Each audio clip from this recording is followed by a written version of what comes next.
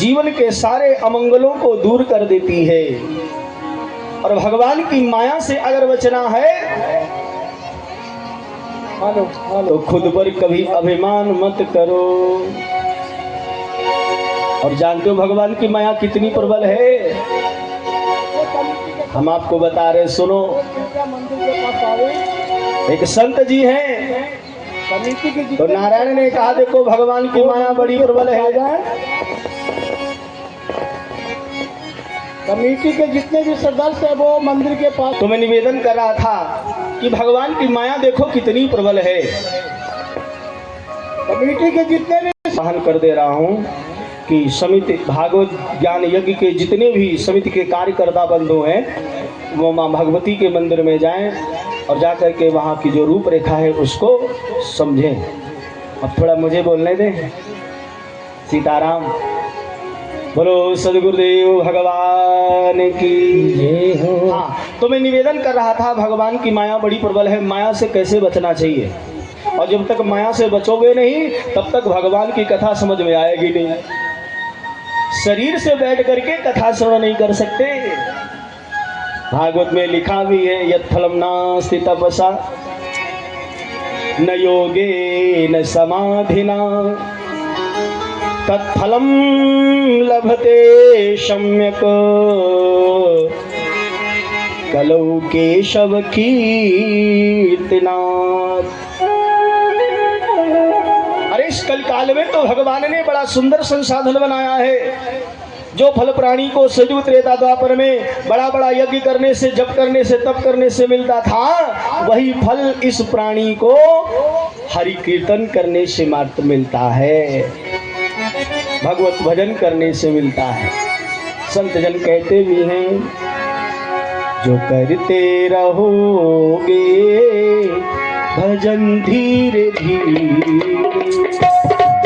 रहोगे भजन धीरे धीरे जो करते रहोगे भजन धीरे धीरे जो करते रहोगे भजन धीरे धीरे जो करते रहोगे भजन धीरे धीरे करते रहोगे भजन धीरे धीरे तो मिल जाए राम सजन धीरे धीरे तो मिल जाए राम सजन धीरे धीरे।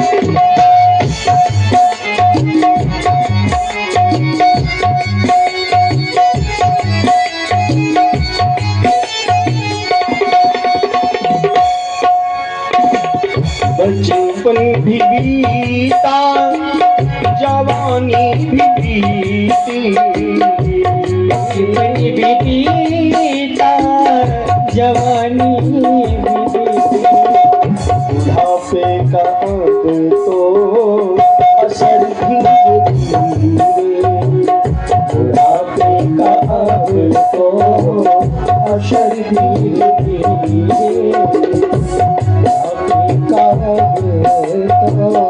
असर धीरे धीरे।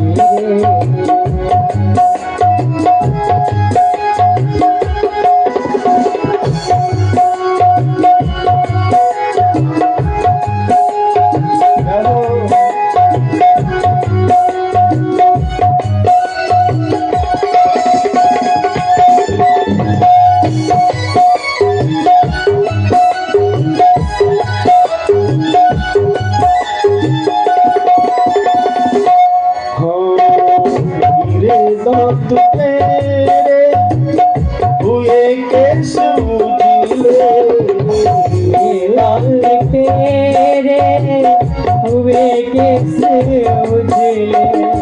लोग मन में सोचते हैं अभी तो जवानी के दिन है, खाने खाने के, पीने के, घूमने के, और जब बुढ़ापा आएगा तब मैं भगवान का भजन करूंगा। लेकिन सोचो मेरे प्यारे, जब शरीर के सारे ऑर्गन साइलेंट हो जाएंगे, आंखों में पड़ेगा जाला, नाक से बहेगा नाला, इस आंख से कुछ दिखाई नहीं देगा, आंखों में पड़ेगा जाला, नाक से बहेगा नाला, पड़े पड़े पीक तेरा होगे पीक दानी।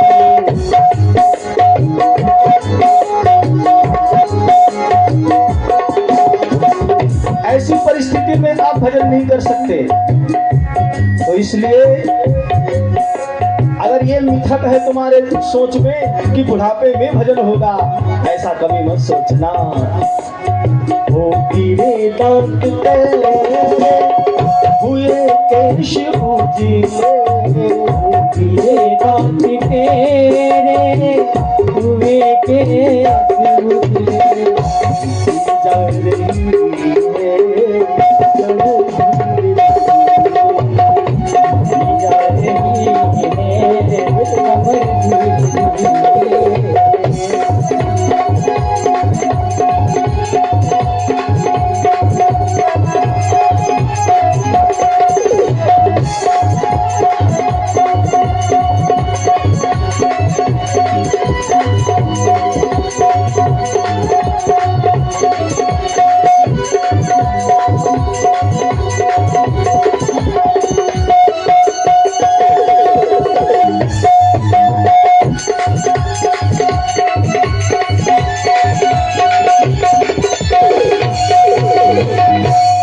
भगवान की माया बड़ी प्रबल है, और उस माया से बचने का मात्र एक ही संसाधन है, अनवरत प्रभु का स्मरण करते रहना।